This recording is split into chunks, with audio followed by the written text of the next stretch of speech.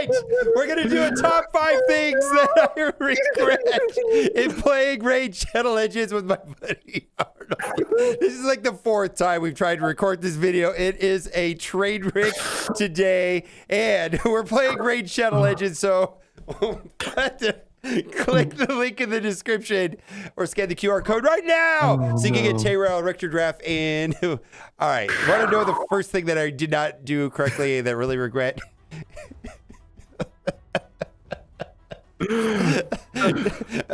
Number 1. What did you do? What did you do? Let me hear. I didn't hear it the first 3 times. So what was it? What was it again? These missions are super important. So I got out of the way to show the missions right there, right? You know, you can see it right there. Can you see it right there? The missions right there. I see it. Yeah, this is the first time I'm opening it up right now. I'm not even kidding. You've never done the missions? Oh, I still have not even upgraded a rare champion apparently. So yeah. All right. Yeah. So Arbiter is one of the better characters for the arena. Increase ally speed by 30% in arena, and she goes fast, and she can do all kinds of fun things. She's just like a turn meter annoyance right here. Plays 50% increase attack buff on all allies for 2 turns, then fills the turn meters of all allies by 30%. So she can effectively make their team go before mine. It's a mess. Like if she goes first, basically like an improved version of Apothecary. It seems yes, it's almost like she goes first and you win the match if you have enough DPS behind her. Is what I've been noticing, and she's 30%, where like some Wukon's like 28%, so that's amazing. Dude, I can't believe it. Oh my gosh, I've already basically done all this stuff except the upgrade a rare champ. That makes no sense. I have upgraded a rare champ. I've upgraded my kill. I'm so confused why I'm Wait, I think you got to do it when it's showing. All right, revives all dead allies. All right, so she gives turn meter to the team and she revives all allies. So anyways, she's amazing. I get wrecked by her all the time. So I'm going through these missions, and the one thing that tripped me up the most, whereas it says it's the one that says that you need to upgrade inside of right here, upgrade affinity bonus to level 9. And when we get all the way to the end, it's like upgrade to affinity bonus 10 is like one of these things. I'm finding that I'm like flying through these, but what happened is that in the, what is it called? The Great Hall, I was like spreading these buffs all over the place, right? Oh, yeah. So, yeah, you see how they're like I've got like all of these upgraded. It's just gotta be accuracy. Yeah, and I saw you doing the blue accuracy, what, for like Kale, or who else do you have in? Geomancer's blue too, I think, right? So there's like and Ninja. I use Ninja a lot too. Ninja benefits from that greatly. Yeah, so I see a lot of people, they will just take that one all the way up to 10, right? You know, because if you want to get Arbiter, you're going to have to do these. So I've been doing crit damage on green, which is some Wukong and the Magnar, whatever his name is. And crit damage applies to both because attack doesn't work on Magnar because Magnar is like defense or HP based damage, but crit damage still works. So this, like, the crit damage is more versatile if on more characters, if I take them up to 100% crit damage or crit rate. 100% crit rate, right? Does that make sense what I'm trying to say? No, I get you. Yeah. Okay, so I would never doubt your wisdom. Well, the point is I spread it out too thin, right? And I could be like almost, because I can't get Arbiter unless I get 1 to 10, and these take forever. And so, does that make sense what I'm trying to say? I wish I would have known. No, yeah, I feel like this is the one area where, even though it took me forever to realize there was a thing called the Great Hall, like when I looked, it was like everyone just said basically just like focus on accuracy. Like that should be the first thing, max it out, and then worry about the other stuff. Yeah, I think I think accuracy would have been better. I think after I'm done with crit damage, I would do accuracy. Mm-hmm.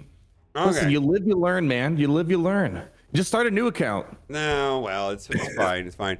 Do a new player account. Okay, now something that I feel like I picked up on early, and it's not annoying to me, is that there is I don't know if I like this game mode, Live Arena, but I find when I play it, you know, I get the currency and I can get area bonuses, and for me, I'm focusing on speed. But what I wanted to talk about is which ones I'm going to ignore, and that is the potion keeps.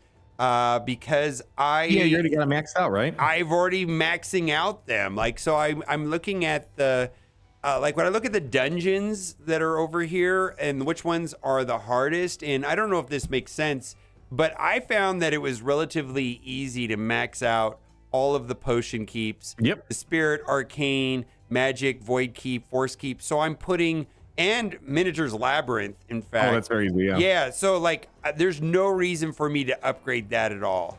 There just isn't. And I because I could use those resources in faction wars or wherever I need to get the boost. And I feel like I'm doing faction wars, which, so what I'm saying is don't upgrade that. Like, I wouldn't upgrade the inside of the live arena area, bonus area. I mean, I just would not bother with potion keeps. And in generally, I've been focusing on faction wars, and then I feel like speed is such an important thing. And maybe after speed, I would go after accuracy. As far as stats, which ones are you finding that you like the best? Well, as you kind of said with the live arena, how you kind of got mixed feelings, and the number one game mode I'm neglecting in Raid right now is live arena. So I have made pretty much next to no progress, but yeah, the same thing applies. So when I decide to put more effort into live arena, yeah, focus on speed and probably completely ignore the potion keeps. I mean, I find myself, probably having the biggest problem with the dungeons on the ladder side with the Shogun and that weird bat-looking dude. Oh my god, these are hard. Phantom, Phantom, and Sand Devil. Yeah, I just want to get. I gotta say that. And Curse City might be helpful too. Yeah, Curse City is good. I find that I don't have enough characters to get very far in Curse City. Yeah. I'm actually kind of. I'll talk about why I'm focused on faction wars here in a minute. But like the thing about it kind of bothers me a little bit about the dungeons, and I don't know if you agree with this. So first of all, they have these event dungeons. I love those. That's where that's where last time we were getting the pinpoint. So and you can't get the pinpoint anywhere right now, but there was pinpoint in there, and that was really cool because the 9 pieces are really amazing in this game. And what I'm talking about is their sets, right? And some sets are better than others.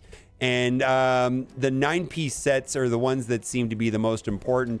I mean, there's a life set, right? Which, is kind of like the first one. But there's so many more better than that. And there's the 4-piece ones. And then there's like the divine life, which is better. And all that stuff. Not being in the ice golem too much. Yeah, so like dragon, spider, yeah, maybe. Yeah, so. Yeah, accuracy and speed are important. Yeah, so, but those are like sets that require 2, but the 9-piece sets just seem to be over the top good. And I'm hoping that whatever they open here will be a 9-piece set. What is your strategy for these dungeons? I'm finding the Sand Devil and the Phantom to be impossible. And those are the ones I really want to master, or at least get better at. Yeah, because it seems like I'm at a pretty similar spot as you, and that's like one of the things I want to do. I want to make my artifacts even better. Yeah, it seems like, let's see. I'm pretty much at a similar spot with you as well. Yeah. With the Shogun. Yeah, it's just like, being able to upgrade this game is pretty much, pretty much it feels like all the power. I mean, yes, the kits are important, but those artifacts, man, that's where the next level power is. If you can amplify your artifacts, your gearing, whatever you want to call it, even more, and the the pieces below artifacts. What are they called? I can't remember what they're called. The accessories. Yeah, the accessories. Accessories, yeah. So for me, I'm pretty much the only dungeons I really care about. Yeah, I go into the potion keeps when I'm finding myself missing on potions. Like I just did a big arcane keep farm the other day because I ran out of materials. But most of the other times, I'm just trying to farm stuff out of here. But man, I'm having a hard time progressing. So I think it's more maybe I got to do the research and figure out how to move forward. Okay, so one of the things that I did wrong, and I wish I would have done better, is these upgrades are hard to get because I feel like we're just not supposed to go here yet. Like this is so hard, and I wasted so much of these materials too. I've upgraded so much garbage artifacts. Well, and I'm finding speed to be one of the most important things in this game, and I found out way after the fact that you can upgrade boots. And when I'm talking, so that particular currency is used to ascend them, right? And I did not know the only one accessory that has the extra stat for the ascension that is speed is boots. And you taught me that too today. Yeah, I really like. I wish I upgraded so much useless stuff, and if I would have just went and looked at all my 6-star speed boots, because 6-star speed boots are amazing, and then just went in and did it once to see if I got a speed roll, and then only focused on those, that would have been better. So like this is the example of one that I did correctly. Oh man. So this is a 6-star wow. speed roll with 45, and then I got the speed roll. And so this is now, 45 plus 12, which is 57. Speed. What do you have to say about speed in turn-based games? Generally, those who take more turns wins. That's generally the rule of thumb. I know, it sounds really revolutionary, right? It's just like, it's funny. I know, like in the Galaxy of Heroes, they've made last year they made a lot of push to build new teams that would punish opposing teams that would be faster or gain lots of turn meters. So, but again, it's kind of more the exception rather than the rule, where for most teams out there, not even just this game or Galaxies, but many others, if you're taking more turns, you're probably going to win. Yeah. So my strategy with that now instead is to upgrade, my 6-star boots once to see if I get the speed stat. It's just basically my strategy now, instead of just like upgrading random stuff. Like there's like all this stuff that I upgraded. Like, I don't know why I did this. I don't know why I did this. You see that what I mean? That's me. Yeah. I could have been focusing on 6-star speed boots to get extra speed. I mean, there's more ways of doing that, but like, I don't think that this was necessary. I just don't have enough resources for that right now. Nope. And I, after chatting with you a lot about artifacts today, that's what I'm going to be doing. Just from now on, I'm just going for the foreseeable future, look for the boots, upgrade them, try to send them, get some more speed, and that's basically what I'm going to be focusing my essential materials on. Yeah, because I've been missing out big time. Yeah, and speed boots. The next tip is speed boots are the best. I mean, I'm sure there's some characters that don't need speed boots, but I'm going to guess that 95% of the characters in Raid Shadow Legends, the optimal boot is going to be a speed boot on the primary stat. I mean, I know there's going to be exceptions in certain characters that don't need. When you're starting off, you need to build an armory of this stuff, basically. Yeah. So I mean, it's just like looking for speed boots is like a huge deal, and like I just go out of my way to upgrade these as much as possible, and it's the 6 stars because it doesn't matter what rarity they are. It's like the 6 stars are still going to get the maximum speed. And so like these are the ones that I'm good to go. Like this one right here, that needs to go up higher, right? This is the kind of stuff that more speed. You got a need for speed. Yeah, unfortunately, speed. All right.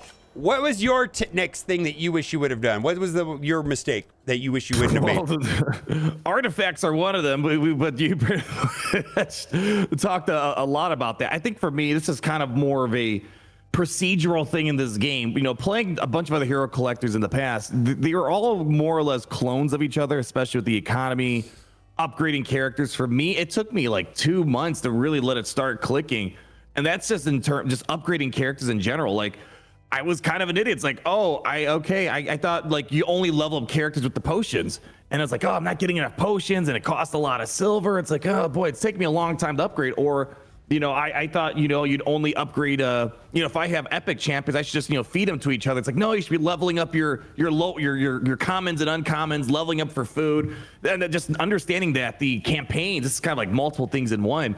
You should be farming, experience points for your other characters, whether it's your food or your other champions you want to level up. So jump into campaigns or jump into the dungeon and try to like one-man solo, carry the rest. Like things like that. Like, that's not like that in other games. So that was like the biggest thing that took me a while to click. And I felt like I missed out on so much power and progress just from my inability to understand that this is a bit different with how you upgrade and manage your characters. And understanding that brutal stage 3 or stage 4, whatever it is. Yeah, 12 experience points. 12-3 brutal. So there's a higher difficulty nightmare. It's not as good. It's the brutal. It's brutal. Like run, don't walk. Get a single character that can solo this on by themselves, and this is going to be the best place to get a combination of gold. It's not gold, it's silver. When am I going to stop calling them orbs? I know you keep calling it that, but it's fine. Just gold as opposed to silver, and then what's the other one? I call them orbs all the time, and they're shards, right? Yeah. But this is the best way to get experience right here. Like at 10,000 experience, Plus, all of this stuff right here can get sold. So the combination, even more silver. Yeah. So the combination of silver plus experience, only using one character, because the way that works in Raid Shadow Legends, which I didn't understand, is all 4 of them get an equal amount of experience. But so, whatever it takes to get through this, but this guy is already maxed out. And so the other 3 are getting experience. But like if there was 4 characters that can go through this, then they would each get 10,000. But now he's not getting anything. Does that make sense? I don't know if I explained that right. No, that's exactly that, because that was one of my biggest problems too. It's like, man, how do I get more 5 and 6-star champions? Do I just got to wail on the chickens? I mean, there's got to be a better way. And it's like, oh, you got to do what you're doing right now. Basically, the best way I described it was, you never played Pokemon, I don't think, but like in normal Pokemon games, when you battle with your Pokemon, your whole entire party gets experience points when you win. And the more powerful the Pokemon that you defeat, the more experience points that your characters would get. So that's very much so like this. You win the battles, everyone's kind of getting experience points out of it. So yeah, that made a huge impact. Understanding this, because I missed out on so much food thinking I just had the hope I get some chickens to, rank up my champions. So that's a big thing. I feel like it wasn't maybe entirely clear to me when I first started. So it took me a couple months before that started clicking. Yeah, so what I'm doing is the way to upgrade things, right? You see what I'm doing. I'm just... It's like a nesting doll, right? Yeah. Yeah, so just exactly what you're doing. I'm taking all my level 10 1-stars and I'm making them into 2-stars. Who are they going to feed into? Like, I feel like this is the fundamental loop of Raid Shadow Legends. But, like, yeah, this was a little bit confused. See, I'm taking all my 1-star rank 10s and I'm making them into 2s. I'm not going to keep doing that because it'll take a minute. But the main point is that then I get these level 22 stars, and then I'm funneling them up to 3 stars, right? Yeah, then you want to try to get a bunch of them at 5 stars and convert them for your 5-star legendaries to go to 6 stars. Yeah, just like, and then I'm finding that I can do about 1 a week. I don't know what you're taking 1 character to. I'm not going to do this now because I don't know which ones of these are. I want to keep. If you're staying on top and leveling up stuff, I feel like 1 a week feels about right. I know this past week, ever since Daylight Savings Time, I told you, I feel like my feng shui has been off with my routine for raids. I haven't been able to do as much campaign farming to level up my champions. Boy, let me tell you this, I feel bad. Like, it's like the daily reset happens. Like, oh man, I had 100 multi sims or whatever that I didn't do. That's so much experience. That's so much food I missed out on. So, I'm like emotionally attached to days when I'm like, I missed out on finishing all my multi battles or whatever. All right. And last tip is hoard, and wait for double drops. And like void shards right now have double epic, double legendary. It's super important when sacred goes to, double legendary. And they've actually got some tricky events, and this is a pro tip right here, I heard. Sometimes they will double the drop rates on epics and legendaries in the primal shards, but not do the mythical. Yeah. Yeah, it's like you really want to wait for the double drop rates on the mythical, like when this goes from 0.5 to 1%, and that doesn't happen very often. My understanding, only like twice a year. So it's like I'm saving all of my primal shards until this goes to double drops. I'm just going to wait because these are insanely hard to get is my understanding. I mean, they're just beyond hard to get. We're going to go over to Arnold's channel and check out his top 5 or dungeons. We're going over there to do it. Be sure to use the link in the description. Big shout out to Raid Shadow Legends for sponsoring the video. I'd use the QR code to get for new accounts to get a bunch of bonus stuff. Anything you want to say before we go? Yeah. Did you hear my yeeting? I can hear your yeeting. Oh, okay. Well, this. Yeet! Get yeeted. Get yeeted or you get beated. I don't even know what that means.